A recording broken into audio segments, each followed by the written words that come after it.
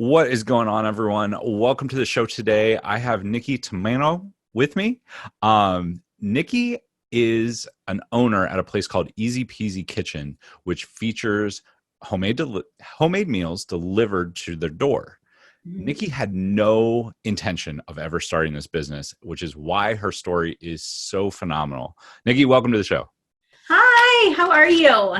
I am doing great. Thank you so much for being on. So, talk to us a little bit. Let's start with what Eazy Peasy Kitchen is, what it does. Give me the elevator pitch.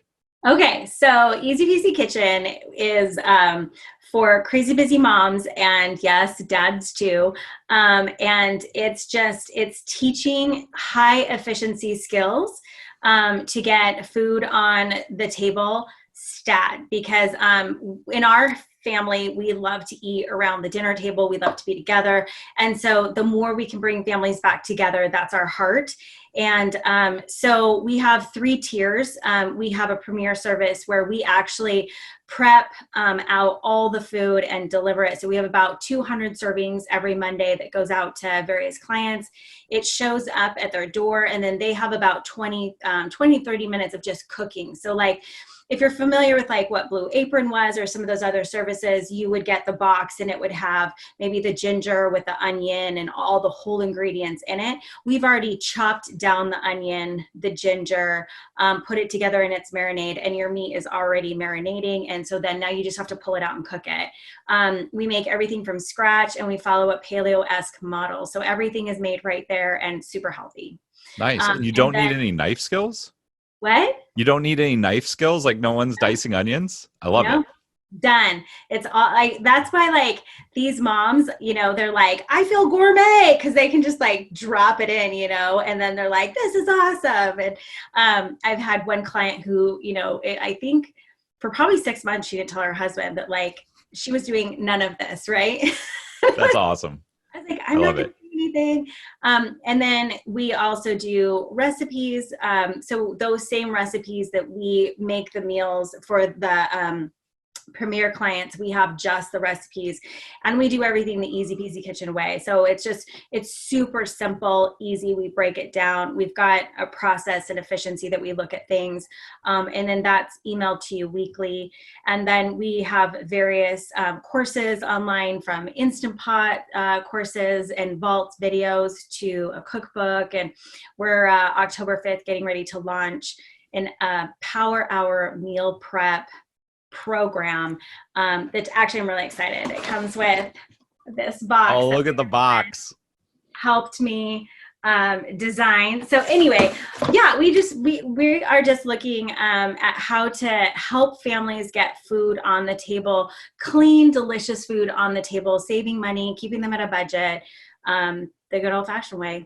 I love it. I mean, a lot of the girls that I dated did, either Sunshine Basket or Blue Apron or something like Right? that. And your stuff is better than that because you're actually going and picking it up. Like I know we've had some discussions around like how you get the food, and you're Yeah. local. You're not doing a nationwide delivery, No. right? Not yet. And the way that our plan to get it into nationwide doesn't look anything like the delivery systems that others are. We don't want the preservatives and all that. So we're reaching out to other people in other cities to create their own Easy Peasy kitchens based off our model. Which that I absolutely love. We'll get into that a little bit later. I Yeah. want to dive into how you got to Easy Peasy Kitchen because you are not, would you call yourself an entrepreneur if you would go back in time a little bit? Would you have ever thought that you would be one? No, no. I had my identity wrapped up in various things. So like in high school and all that, like I wanted to be an attorney, or I wanted to be in the FBI or the CIA. And I I could was totally see that. I know, I can too, still to this day. And I did go down when I was in my mid to late 20s. I did go down and interview with the FBI, but they were not hiring at the time what I had. I actually, before I met my husband, I was headed to the Peace Corps. And so, yeah, I had a application all filled out. And so I was ready to go. And then I met him and I was like, oh, maybe I don't want to go to Africa. So, yeah. I love it.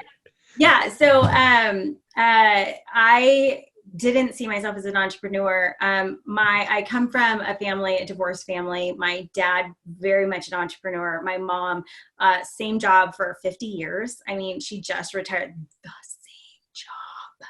And I'm not like boo-hooing that. So like I got into that thinking, oh, maybe that's what I wanted to do. I was a D1 athlete in college, What played sport? volleyball.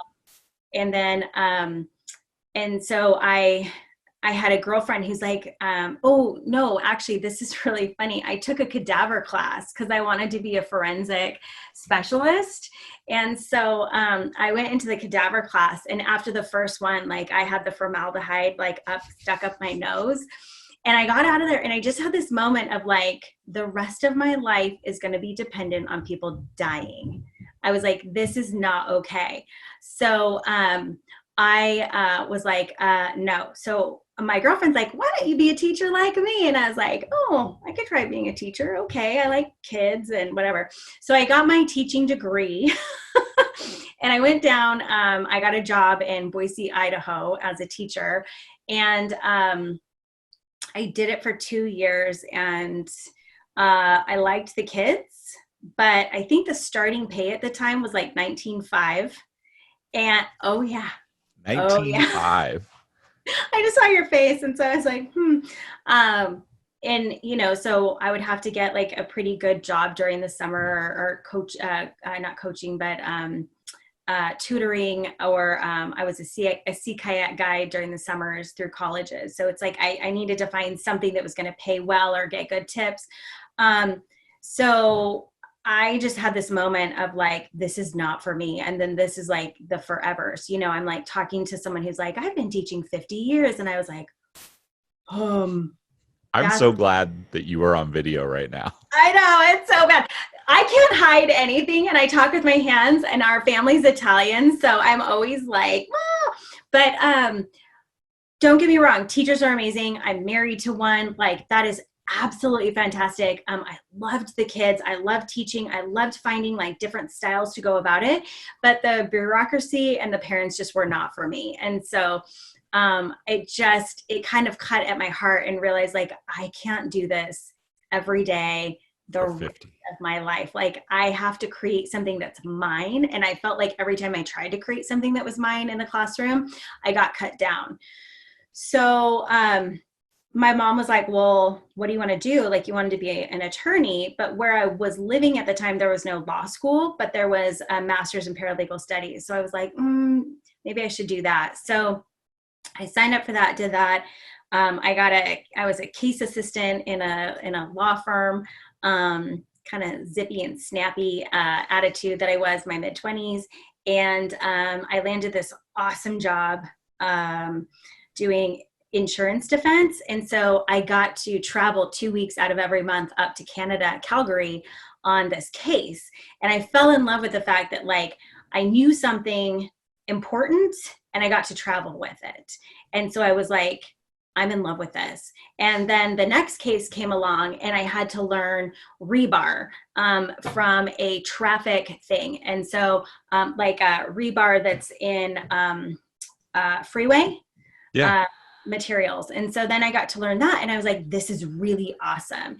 And so I was like, I like learning new things, and it kept it alive and fresh. Like I wasn't stuck on the same thing. And so I was like, oh, there's something to this.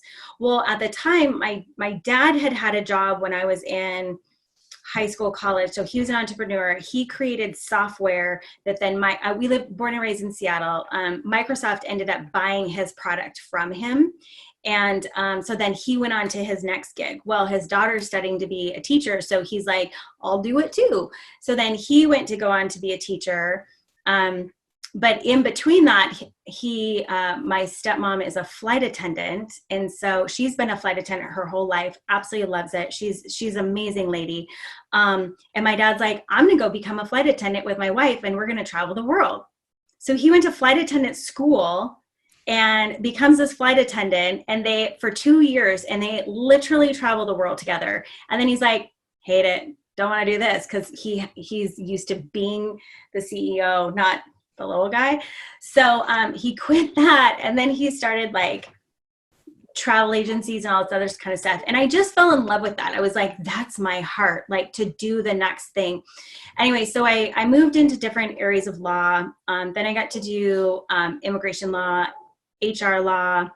And then I started doing mergers and acquisitions, and I fell in love with mergers and acquisitions because part of it, you had to be an efficiency expert. Like you had to figure out what they had or didn't have that then would make you want to purchase them or sell them. And so I did a lot of discovery work, and I loved that. So it was fresh, it was clean, it was new, but I could create systems, and I love systems.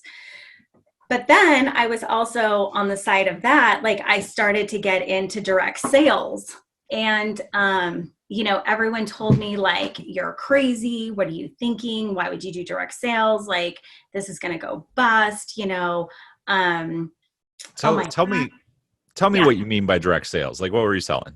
Like multi-level marketing, health and wellness, supplements, shakes, that kind of stuff. Because my husband and I are really big into, he was high into athletics. I was too.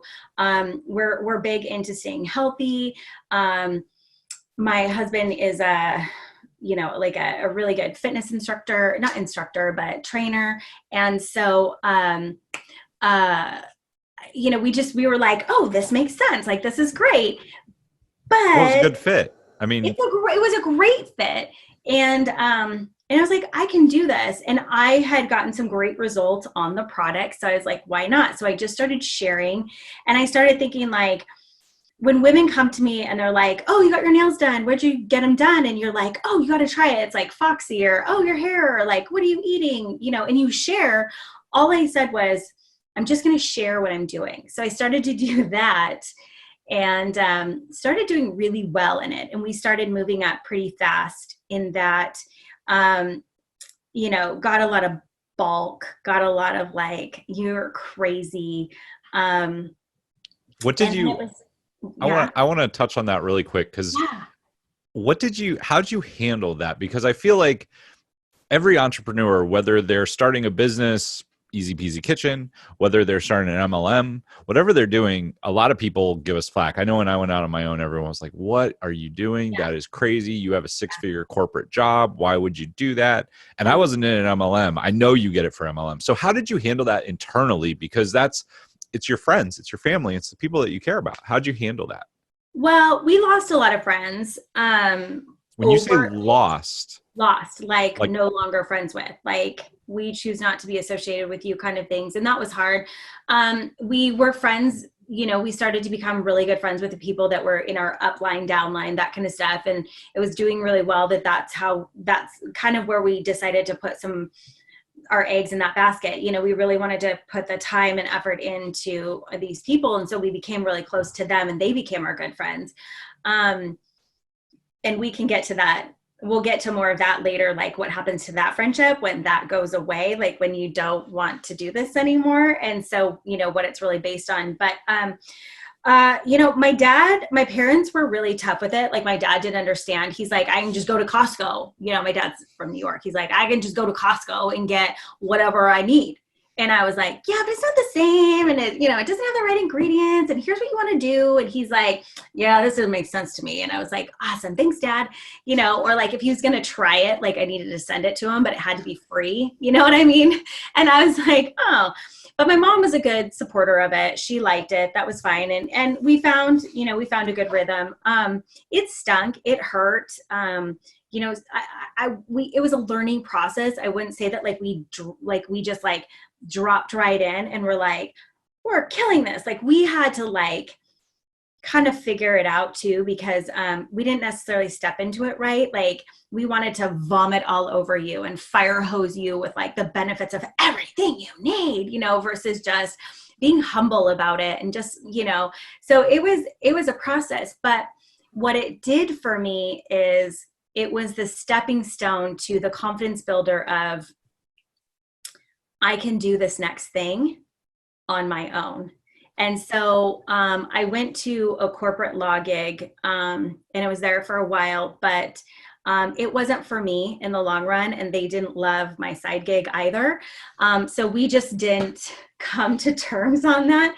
And I just wasn't happy anymore. I had a couple good friends, but I just was not happy. It was like, they were just stealing my joy, like everything about me. It was breaking me down. Like I would earn something and then it got taken away, or like, you just, I still think about that place, and I just feel so sorry for the people that are there because they just aren't living. And I want them to feel that life outside of that place, there's life, there's joy. It's not mundane. So I was scared, and I said, okay, well, I'm not going to work there anymore, but I've got this direct sales business, this MLM, and we're going to do that and we're going to be fine. And my husband is great. He's like, okay. Well, then we're like, well, what do we have? Like, what can we do? And so I started putting like all the things together. Like this was a kicker too.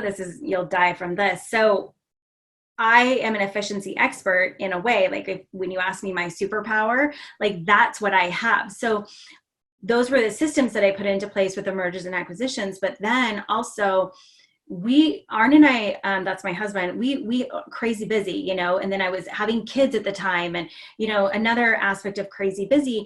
But what was always the same thing throughout is that we always had food, like good, delicious food. So I would be sitting there, or he'd be at work, I'd be at work, and people come up and they're like, you're super busy, or you're traveling a lot for work, but how do you have that? Like, how do you make that? Like, what is that? And I was like, oh, this is da, da, da, da, da. Here's what you do, blah, blah, blah. And so one gal came to me and she's like, can I pay you to make my food? And I was like, what? No, you're crazy. And then I was like, Yes.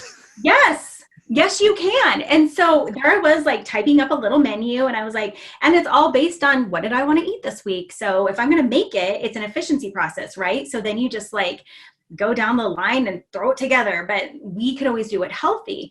So here I was walking into work with a full suit with a little cooler that I'm pulling with me, and then going down to all the cubicles and like handing out their food and collecting their checks. And so that's when that company was like, no, last straw.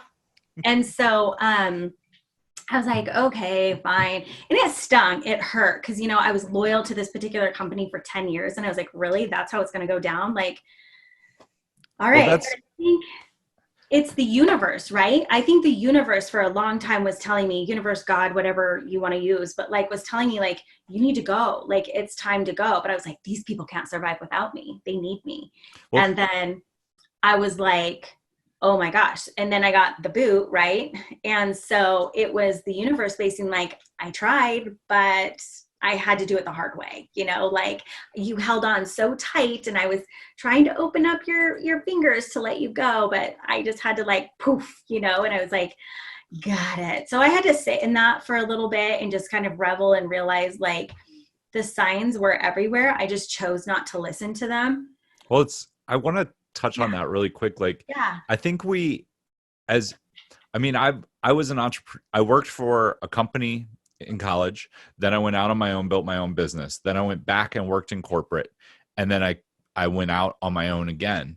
And the thing is that like as human beings, we want to be needed. Yes. Like what you said about this company was dependent on me. They needed me. They couldn't live without me. Every employee I know that is a good employee has that in their mind. And when you go to like be an entrepreneur and you're like, but I have this idea, you had somebody tell you, can I pay you for this? And your first thought was no, right? And it's like, if somebody is asking you, if you do something in your life, if you're listening to this and you do something and you have somebody ask you, how do you do that more than once or twice? That's a business idea that you can package and sell. Yeah. The belief is all up in your head. It is not like you have everybody. I believe, I mean, you and I are on the same page on this, like we're on a lot of things, but we all have something inside of us that we can do and sell and make a living doing, especially if you're listening to this podcast, because not just anyone would choose to listen to this podcast. So, yeah. I mean, talk about, so you got the boot, you're making food. How do you what was your mindset and how did you move forward? Go ahead. Well, okay, so that is awesome. So I left that business, and I was like, okay, so I'm making this food for people. Like, I know people love my recipes and they love how I do things. They love the efficiency of how I do it and make it that creates time for them. So I was like, I'm just going to do that. So I threw it all in with the supplements, right? The supplement packages and the shakes, and we've got it all for you. And I would just like fire hose them and great. And I'm like, why doesn't everyone want any of this? Like, I'm willing to do like pantry cleanouts and create recipes for you so that they go in line with your perfect supplements so you can lose all this weight that you need to lose, that kind of stuff. And people were just like, that's not great. But then what I did next is I actually went to a wills, estates and trust class, because I was like, I'm going to go be an adult and get a will and a trust and set up my estate with my husband. And we're sitting there and I open up this pamphlet and I'm going through it and this gal's putting on this seminar. And to this side is all the stuff I'm supposed to be filling out. But on this side, she's a marketing guru and she's talking about how she can do coaching and how she can pull the idea out and blah, blah, blah. And I was like, switch. And so then I was like reading the marketing piece the whole time. And I was like, oh, she's got I need to know more about this. So she invited me to this seminar and she had me work through some exercises and whatnot with this group of women. And she had a low ticket, entry point, $997 for group coaching. If you've got an idea or want to be an entrepreneur. And I don't know, even at the time, if I knew what the word entrepreneur really meant, or if I was really willing to take it on, that difference between like hobby and entrepreneur. And so I was like, oh my gosh, well, she helped me cut out the MLM side and then cut out like this, whatever this other side was. And then later we named it. It was Eazy Peazy Kitchen. And it is, and then that's what it's become today. So, and then that just took off. I mean, people were like, that I want. That they're like, I want all the cooking stuff. I don't need the supplements. Like, you know what I mean? And so I was like, oh, okay. It makes sense. Yeah. And then it just took off. So I was like, oh my gosh, this is amazing. Well, then it's hard because it's like the new ideas are on me and what am I going to do? And then do I have a team? Am I doing it myself? What is this going to look like? And so Arn and I, we went up to this particular coach's, like a retreat seminar, and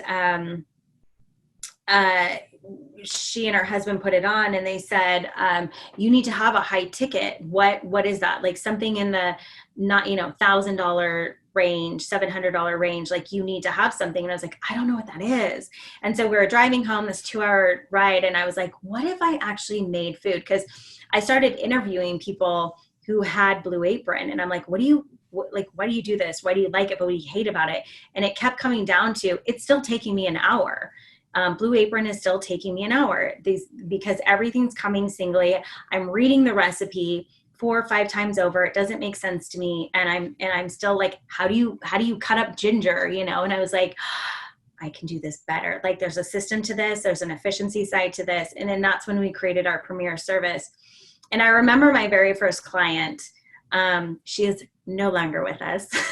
Not on the planet, but because when you first take your clients, you're willing to take anyone who will pay you, whether you like them or not. And so, but now, we've created a 6+ figure business working 2 days a week. And I don't think that's too bad.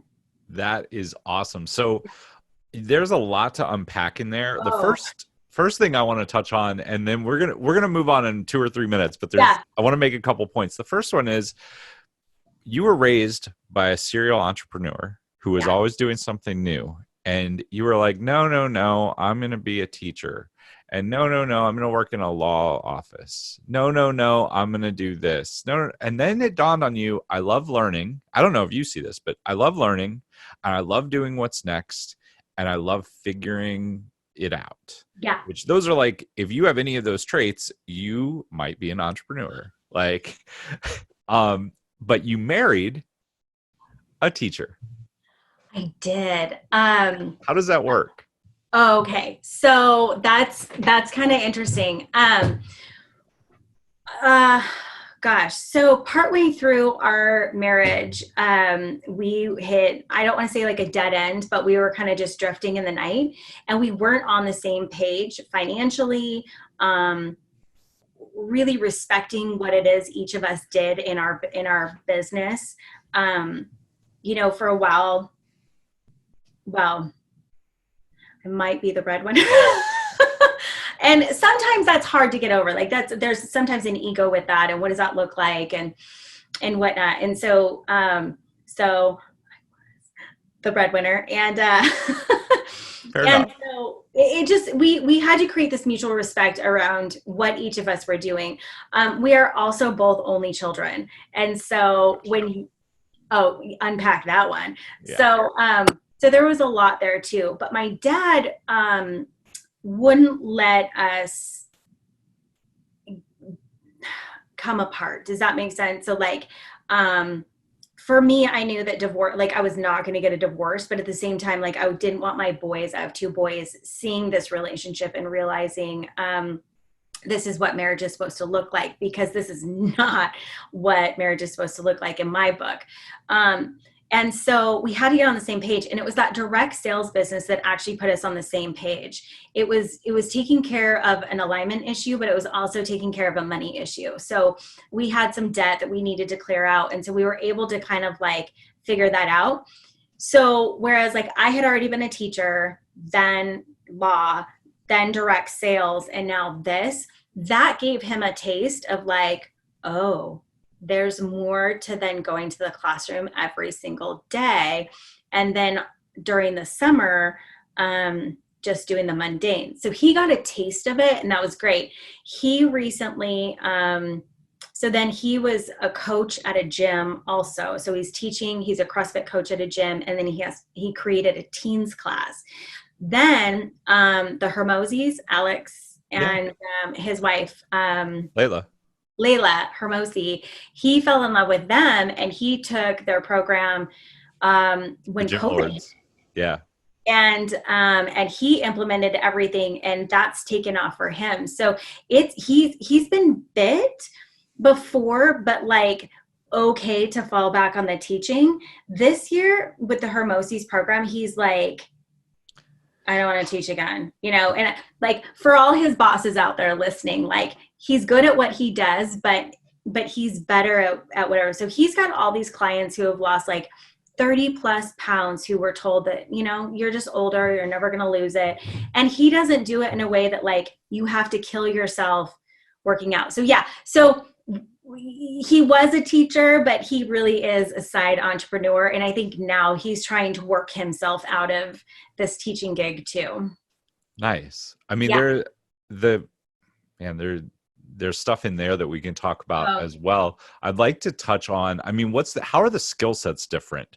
Because I think I've seen entrepreneur couples where both of them are, the high D, like have to go out and have to conquer, and they're butting heads. But then it yeah. seems like the people who really get it together, like he obviously had a different skill set, but he started to see the money come in when you guys were doing the direct sales. And he Yeah. was like, I mean, everybody speaks the language of money. I don't care Right. who you are. Everybody speaks that language. Yeah. So when that starts coming in, he's like, whoa, what you're doing is right. I'm guessing he probably doesn't jump around as much as you do, and he might not love learning as much, but he still loves a piece of it. So how do you guys complement each other? Well, that's funny. So the money, it does speak to it. So when I first started the direct sales, he wasn't entirely sure, but the first check I got, like I put it to the refrigerator because all men eat. And so he like looked at this thing, and he's like, whoa, what's that? And I was like, oh, just a little check that I earned and blah, blah, blah. He's like, that has a couple zeros behind it. And I was like, I know, it's cute. And then, I had to get him thinking like, oh, if you just put a little bit more time into this, and there's even a couple more zeros behind that, and so that got us on the same plane. We complement each other. Arn is such a nice guy. Like you will not meet a nicer man. He's just really good. He's incredibly intelligent. I am more like impatient, feisty, Italian. Italian, very Italian. And so, you know, we're the yin to each other's yang. I mean, we struggle, there's issues, but like it comes back to communication, communication, communication, and then also surrounding ourselves with the right people. You know, I noticed a dip in our relationship or even our entrepreneurial relationships with each other and respecting each other when we had people around us who would nitpick at their other person. So then I would nitpick at him. So I needed to surround myself with people who are like, no, that's not okay. Or you need to lift each other up, or you need to communicate. So Marley Jax is a dear friend of mine and had been living with us. And, you know, Arn and I were kind of, you know, with COVID, it's stressful, like everyone in the same house. And she's like, you guys need to go on a walk every morning. Here are the topics you need to talk about to get on the same page. It's not going to take more than 20 minutes. Go. And I was like, you want me to do what? I was like, I'm not doing that. And she's like, yes, you are. And so, you know, I think she had gotten it from Alex Sharfin, but we started to do it. It took me about a week to get over my ego. Like, I'm not sharing my calendar with him. Like, what, you know, but we weren't aligning in like where we were. So we needed to put something back in place. And again, I love systems, but I was bulking this one. And so once we did it though, it just put us right back on the same page. So now we're open. I mean, now even tonight, like we've signed up for professional financial budgeting and like a financial planner. And so last night you would have never in a lifetime see us sitting down next to each other, like talking through our financials and being calm about it, because normally I'm like, you spend too much or you spend too much, or like, why does all my have to go to, you know what I mean? And now I'm like, all right, okay, that's fine. That's So awesome. the dynamics have changed quite a bit, I think, with our maturity and growth. But also, I really want, I don't know that I respected what he was trying to do enough. And I just wanted to respect my own thing. And that's not okay. Hey, thanks for taking a moment to check out this episode of Grow Your Impact, Income, and Influence, the #1 show helping you reach millions. Have you ever thought about building your own webinar or using public speaking to reach your ideal audience? Well, if you'd like my help with it, over the last several years, I have built more than 40 live events for clients just like you. In the last 18 months, I've helped 32 entrepreneurs build their webinar with over $5 million in cumulative sales. If you'd like to see how I can work with you, or if you'd be interested in having me speak at your event or be on your podcast, go to steven.coffee, that's steven.coffee, to book a short call with me and see how we can work together. All right, let's jump back to the episode. I mean, I think some of that comes from being an only child, because that's definitely like, it's not, I'm an only child and we don't do it on purpose, but it's like we were raised as an only child. So we were the center of the universe. And like, why wouldn't it be that way in a marriage? I mean, you can say that and you're like, oh, but anyway, I want to leave. Yeah. So we went on like the full journey with you I'm to sorry. where you are. No, this is awesome. Okay. The two other things that I want to unpack from your story are, the first one, well, I'm trying to think how to phrase them. The first one is like, you were always an entrepreneur, but you had to keep going. We all have to keep going through things. And then you get there and you build something, but it's not the thing. Like, I mean, you didn't set out to be a chef. You didn't set out to create food. It was something that came up and you saw the opportunity and you figured out how to monetize it. I've talked to a lot of people who are like dead set, I am doing this. I want to be X. And I feel like sometimes they miss the bigger picture. Mm-hmm. Yeah. 100%. I mean, if you had to go back and tell yourself in high school what you were doing, would you have ever said that you would be where you are? No. No. But you were open to the journey. Would have been like, find a guy, marry rich, and maybe be in the FBI. That's awesome.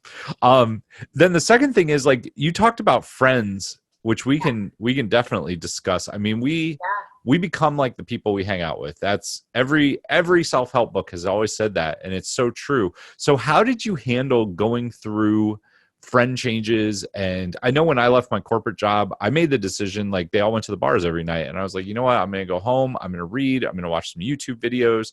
I don't know what I'm doing, but I'm going to do something different than that. And they didn't like we never had a discussion. It wasn't like we hate you. It was, we just stopped hanging out. And when we Yeah. did hang out, there wasn't anything to talk about because I was like, I'm going this way. I'm doing this. How did that, I'd like to talk about that a little bit because I think that's something that holds a lot of people back. Friendships are rough, and they can be brutal. I think in my 20s, like I just wanted to be liked by everybody, and high school, whatever too. And you just really want to cling to those relationships and have the fun and the parties, and or at least that's how I was. And then when I was in those jobs, I was mistaking friendships or those cues as to like, we're friends, but they're like, no, we're just colleagues. Or I would think all my acquaintances were my friends, right? And as I got a little bit wiser, smarter, I think I had some good friends. I'm incredibly loyal. I'm loyal to a T, and I'm probably too loyal. Like I would help you move a body, like, all right, let's do this kind of thing. And so but I'm also pretty brazen. Like you cross that loyalty and we're done, like cut off, done. But what was really hard with some friendships is where we live is that we live in a small town right now, a small community in the foothills outside of Boise, Idaho. And I love this neighborhood. It is a fantastic neighborhood for kids. It's great. The bad thing about it, though, it's a small community outside of Boise. And so, really a lot of people know everybody. Everybody knows your kids. Everyone knows your kids. And that's tough. And so, but with that comes friendships that have been lost over what you do, how you raise your kids. Oh my gosh, you're not doing that anymore, but you're doing this now. Like, what the heck? And it's hard and it stinks, but I think you're absolutely right. Like, you have to surround yourself with the people who are going to make you better, who support you, who push you, nudge you. And as I've gotten older, my sphere of friendships my inner circle has just become smaller, and I'm okay with that. I'm okay with the people that I know that I can count on, but I'm also okay with meeting new people, but I don't necessarily have to say they're going to be my best friend. They're going to be my great friend. They need to be in my inner circle. Like, it's okay to have these people in your life for a purpose, for a season. And some people aren't okay with me saying that. They're like, that's just wrong. So you're using them? I'm like, no, but for a season, there might be a reason like why you guys are really together. And then People change. People change. It's not, I've got a girlfriend who calls it breaking code, like where we're entrepreneurs and a lot of people don't understand that. And some people, like, I just couldn't talk to them anymore because they were 9 to 5, or they just didn't understand what I was doing, or the fact that, like, for a while there, I was the only one to answer the responses to the emails or take the phone calls or come up with the new ideas or work whatever it was that I had to work hard, and they got to leave it wherever, or they were work from home moms or stay at home moms. And that's fine too. I mean, I thought I was never, ever, ever going to want to be a stay at home mom. And then I got the chance to be a work from home mom, and I would never work in a place again, like knock on wood, but I would never be a 9 to 5 or have an office outside of the home. Like, I love having complete influence over my kids every day, but some of my past friends didn't have the same belief, and they thought that I was lowering my standards to come and do what it is I was doing. They just didn't understand. It took my mom quite a while too. I mean, for a while there, she would ask me like, are you still doing that hobby, Eazy Peazy Kitchen, that thing? She would call it that thing. And I was like, yeah, Mom, that thing that pays for everything that we do? Absolutely, I'm doing it, and but we've gotten to travel the world now. I biked through Netherlands to Germany. We did, for my 40th birthday, we've done Italy all the way up to the coast on a yacht into France. We've done Vietnam. I mean, I did Greece. It's like all these things that were on my heart that I wanted to do that I now get to do because of the steps that I took to take. They weren't easy. Creating a business, becoming an entrepreneur, losing friendships that somewhere I was really surprised by. But it was just clearing the way to make room for, people like you, and, being able to meet other new people that really could influence my life in a positive way. That's, I mean, that's even talking about your marriage, like it was the same thing, like being around people who are positive influences, who can call you on your crap, who can help support you when you need support, and can push you in a positive direction. Yeah. It's, the world is so full of people who don't want to have a hard discussion, or they constantly, yeah, that's great, they're yes people. And Yeah. that's not what you really want as a friend. I don't think entrepreneurs can be that way. We're just Right. wired to be like, okay, let's talk about it, let's figure it out, let's fix it, let's, like, we're honest with each other. Yeah. So I mean, it's really cool to see how things have come full circle. It's really cool that your husband is out now doing his own business, because I'm sure that, like, as much as Eazy Peasy Kitchen is very cool, and it was probably both of you, like, his heart obviously is more in the training, and like maybe it gives him something that he can do, and but you still can connect over it because you're having it's all a business, right? And you're Yeah. growing each other. Yeah, 100%. Yeah. So, he used to help a lot of things that like I would like financial stuff. I was never really taught how to do that growing up. And so that's one thing like we just implore in our boys, like, what does that cost? How much is that going to cost you? You have to pay for that, that kind of stuff. And I didn't really get that growing up. And that's no fault of anybody's, but, I think parents were just in a different time, place, survival, whatever. And, uh, oh, I forgot what I was going to say, but it's just, I forgot what I was going to say. Dang it. It's But okay. yeah, I mean, Let's talk. Let's yeah, go really quick because we're almost to the end of our time. yeah, But what I would love to hear from you is, if there's somebody out there who's getting started in something, or if they're working on something, what are your superpowers, and what would you say allowed you to have success? Because I know a lot of people who, they either struggle a lot at the beginning with one idea. They found something that they can sell, but they just struggle to make a living at it, or they're struggling to find something. What allowed you to be successful? um, what allowed me to be successful? I think taking a chance on myself. I think, again, surrounding myself with people who knew my heart and knew that I needed to do something else, or, um, I mean, let's talk about, I'm looking for tactics. Like when you started doing direct marketing, right? Like yeah, a lot of people are so intimidated by that. They might join. They might be one of the like 10% that joins, but then they have no idea how to go sell anything. They don't have any interest. They're scared to death. yeah. When you started Eazy Peasy Kitchen, like, I mean, yes, you had a coach. What was something that your coach had you do that helped you gain traction quickly? Yeah, I think a coach or a mentor is probably the most important thing all the time. What did they have me do? I had to interview people. I had to figure out people's pain points. I had to listen to people. I had to listen. That's what I had to do. I had to stop talking. I had to get some humility and start listening, because I don't you don't know what people need until you start listening to hearing what they need, like, and hearing it repetitively over and over. So when I went and did some interviews with a bunch of people, okay, you're a full-time working mom, an executive type, because most of my premieres are higher tiered management moms.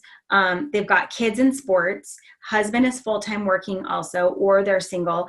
And they were in the drive-through spending XYZ amount of money outside. And I'm like, okay, so they're crazy busy moms. Their pain point is their budget. They're eating unhealthy food. What can I give them or create for them a process that's going to make their lives easier? Because moms hold guilt.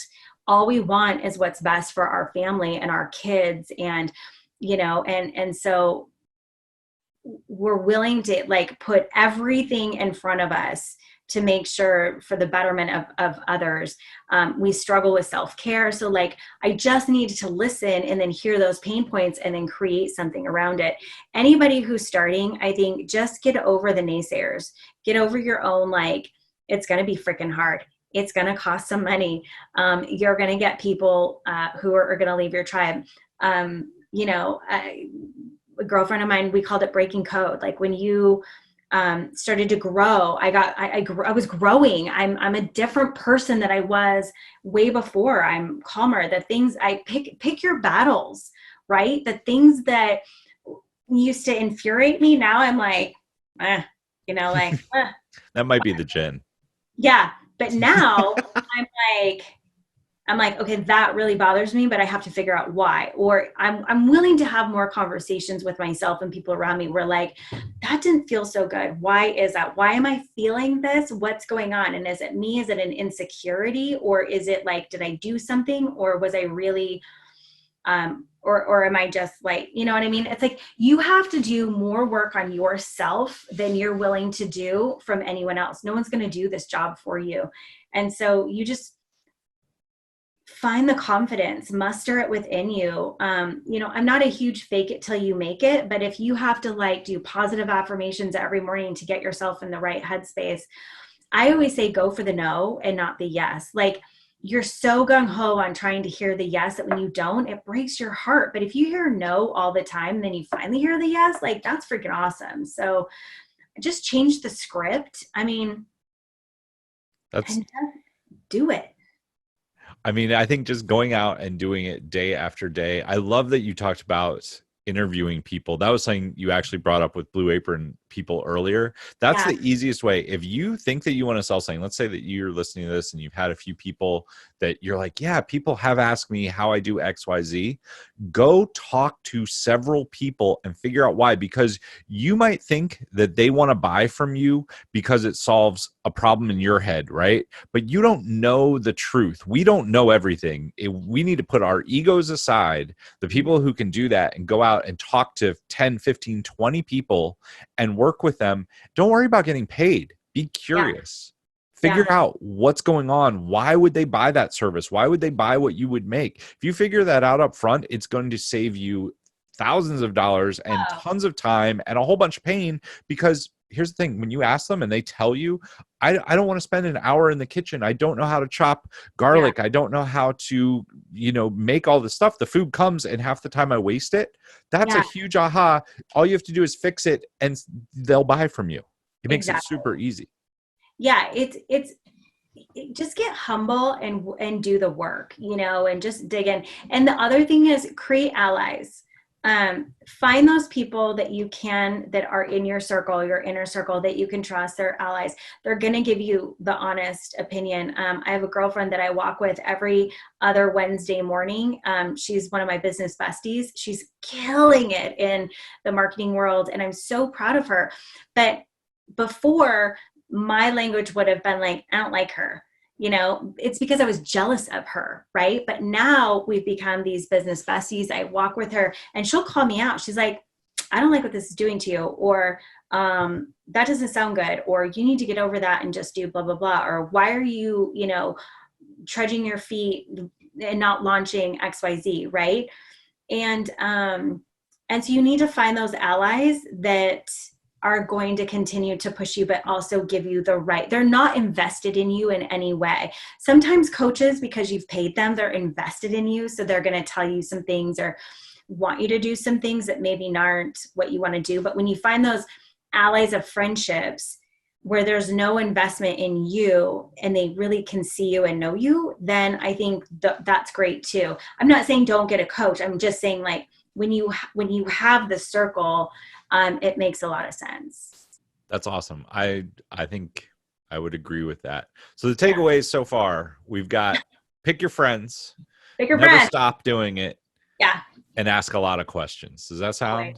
Is there anything you would tell somebody in a 5-minute conversation if they were like, oh my God, I have to be an entrepreneur? You would say? Well, I had a girlfriend, or not, she's not a girl. So a gal, I had recent, she's a girl. I don't know what she is. She's female. She has boobs. She's a mom. I started in my neighborhood. I was like, more women need to be surrounded with more like women, but empowering women, where women are lifting each other up. We're not cutting each other down. We're not nitpicking and doing that stuff, because so much of that happens with women and it's disgusting. So, there's that jealousy aspect. So I'm like, I'm going to start a women's group of women who are in business. Like they have to be in business. We're going to get together. We're going to talk about business stuff. This isn't a bitch session. This isn't like a drink wine, get wasted session. This is like women in business wanting to do business. And so we've had 2 or 3 meetings so far. It's been absolutely fantastic. We've had, a couple guest speakers, but going back to stuff where like people don't even know like the word avatar, like where, you brought out like some of your ClickFunnels books and like you're just walking through like some standard operating procedures, right? And they're like, oh my gosh, this is amazing. And I like imposter syndrome didn't feel like I'm not, like you go to FHL and you're like, oh, those people have made it. Like, oh my gosh. And then I'm like, can I teach these people? But I'm like, yeah, I can teach these people. It's great. So, but this gal came over yesterday and she's like, well, I'm thinking about doing this and blah, blah, blah. And I just want to do, and try it, go for it, do it. But at the same time, like, I'm like, it's not going to be easy. You're going to have to invest a little bit of money. And it could be hard, but at the same time, like I have told all of these women and they keep coming back like, wow, who are you buying to? Like or who are you selling to? The biggest thing is like, if you're selling to everyone, you're selling to no one, right? You have to figure out and create a story behind the person who has these pain points and needs your help and your service. And if you haven't even done that yet, you have no business. You have no business starting. Like you might as well just take some cash and just like throw it out there and hopes, it lands on something. But you've got to do that initial groundwork to really figure out like, who are you selling to? What is it that you want to sell them? And do they really need it? And then I think from there, like you have a business or not. I think you're 100% correct. If you have those things, you have a business. You will be able to sell. If you don't have those things, you're going to spend a ton of money and you're going to feel horrible because you're not going to gain any traction. 100%. So when people want to step over that first step, because I did, everybody does work, right? And then all of a sudden I identified it, and the next day, those people are the ones that are calling me and I'm like, this is awesome, but you've got to do the work. I have another funny story for you when you have a sec. Go for it. I was thinking of another job I did in between there when I came home from my big corporate job and then I was doing direct sales, Arn and I were, so weird to say, we were at church one day and I don't know how Arn feels about church now, but this has changed my feeling. Anyway, we're singing at church. We're like, maybe we should get involved a little bit more. And the head pastor pulled our card and was like, oh, the Alamans want to, be involved a little bit more. And then they saw our address. And then the pastor called me at my corporate job one day. So this was kind of like leading up to some stuff. And I was like, what did we do? Kind of like when your parents use your full name. And so I was like, what happened? And he's like, no, I just want to get to know you and whatever. I was like, okay. So I tell Arn and Arn's like, what did we do? And I was like, I don't know. And they got together with us and said, we're thinking about planting a church in your neighborhood. What do you think about that? And would you want to be on the committee? And we're like, oh, okay. Yeah, that sounds great. So I was the operations manager for this church after I left the corporate and was doing the direct sales. And then I ran because then I was also, so then I like fell on all the jobs that I had done previously. So then I was the children's ministry director. I was also teaching children's ministry. I was running the entire operation. I was like the right-hand person to the head pastor. And I got burnt out, like, because we didn't have any systems in place. Like we didn't put the proper stuff in place. And so I ended up quitting on him on Easter. On Easter. And if you know, like the Christian like that is the biggest one. And so it was after a Good Friday ceremony going into that Saturday and prepping for this Sunday. I was like, I'm out, I'm done. And this was probably a good 2 years into it. So I did that for a while and they wanted me full time and like $900, $1,000 a month. That's it. And this was before Eazy Peazy Kitchen. So then when I was in that, then I started figuring out more of the Eazy Peazy Kitchen. And then they were upset that I had created Eazy Peazy Kitchen because I needed a way to make a living, It's funny how churches do that. Well, organized religion for me now is really a difficult conversation. And that's a whole nother, that one has to take place over wine or alcohol, any kind of hard Any- alcohol, Fair hard enough. alcohol. All right, But so we'll yeah, so come we, back. what? We'll come back to that on the Yeah. next episode. Drinks with Yeah. Nikki and hard religion. We'll call it Yeah. hard religion. But yeah, but there was so much growth in that because when I left, they ended up hiring 8 people. And Wow. yeah, and that was big. And they're still doing okay to this day, and that's great, but it's just not for me. But it was a step. Here was another thing that I learned hard. During that season of life, I would say yes to everything, and it's okay to say no. It's okay to say no. It didn't taste good coming off because I wanted to be that person who everyone could rely on. And then a friend came to me and said, you're saying yes to a lot of good things, but you're missing out on the great. And I was like, oh, and I was like, okay. And so that's when I stepped back. And now, too, in my business, I really think, am I saying yes to this because someone's telling me I have to do it, or do I really feel it and know it? You know what I mean? And can I say no to it? And then that's the other parameter, temperature that I take as well when I'm trying to come up with something new in the business. Nice. I like Yeah. it. I definitely like saying no to stuff. I used to be the same. I used to say yes to everything that I could and like overbook my calendar and never have any like moment. And the same thing, like I would rather say yes to things that I am really excited about. I still try to be curious, and if I can do it and there's no like Yeah. heavy cost, I'll go do it. If it's like a trip or reading something or meeting somebody. But if it's a big commitment, I definitely weigh it because it's like I only have so much bandwidth, and my bandwidth needs to be spent on the things that I enjoy doing, that make me money, that build my business, that are important to me. Yeah. I would say too, like with COVID happening, I think I was headed down a path of burnout. And when COVID made us kind of like tuck everything in, bring everything in, and really kind of weigh like what mattered and what wasn't. And then it was another repositioning time to pivot, but also hear from my clients again, like what are their new pain points and how can we pivot with them? It's a whole new business almost. I mean, And yeah, a whole new opportunity anyway. we pivoted with them. And I tell you what, like we just took off again in a whole new direction, and it's been beautiful. But we've also had the opportunity to slow down. We went backpacking a ton this summer, a ton of camping stuff that normally we just haven't done. I mean, I'm an outdoor girl. I love the outdoor, and you wouldn't know that within the last year. And so that was tough. I think 2019 was a tough year. It was an equally great year of discovery, but it was also like a tough year. Like I put on 25 pounds. I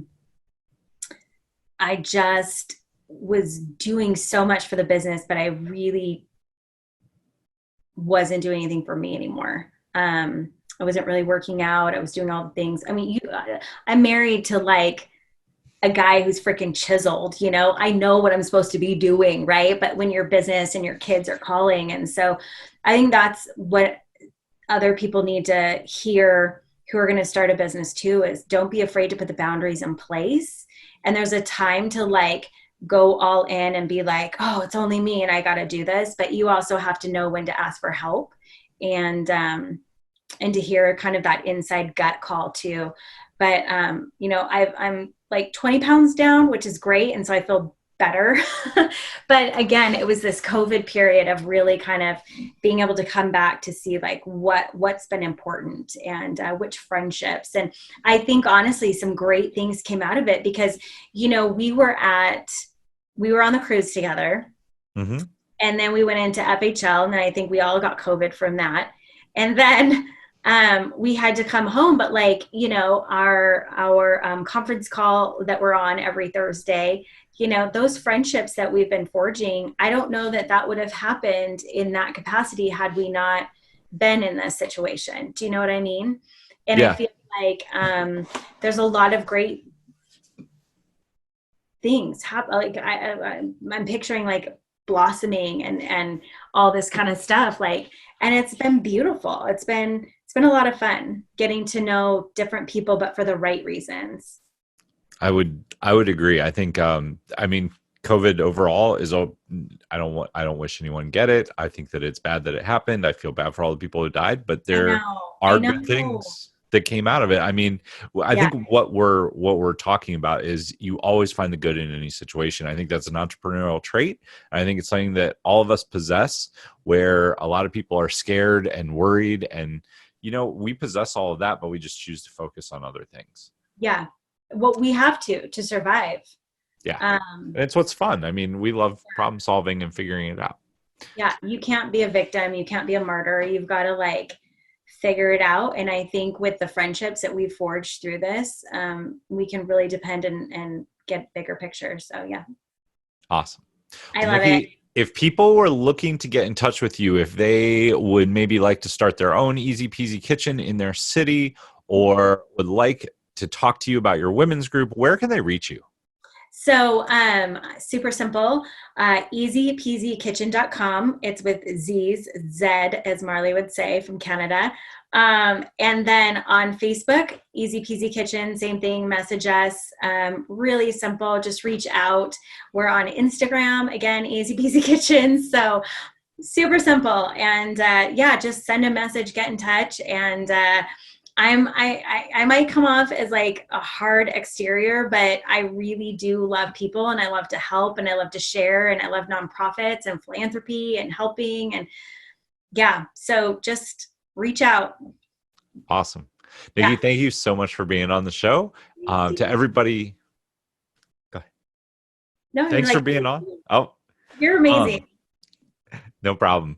To everyone listening, we will see you next time on the show. Make sure to reach out to Nikki. She is truly awesome, and she is nowhere near as hard as she appears. Just don't cross me. I'm just kidding. Are you looking to scale your business but trying to figure out how to get your message across? Well, go to storyselling.how to grab my free course that will show you how to discover everything that you need to build your business through stories. These stories work whether it's in social media, email, or public speaking. There are 5 core stories that you'll learn. You'll be able to use all of them by the time you're done with this course. Again, that is storyselling.how. If you enjoyed today's episode, make sure to tune in next time.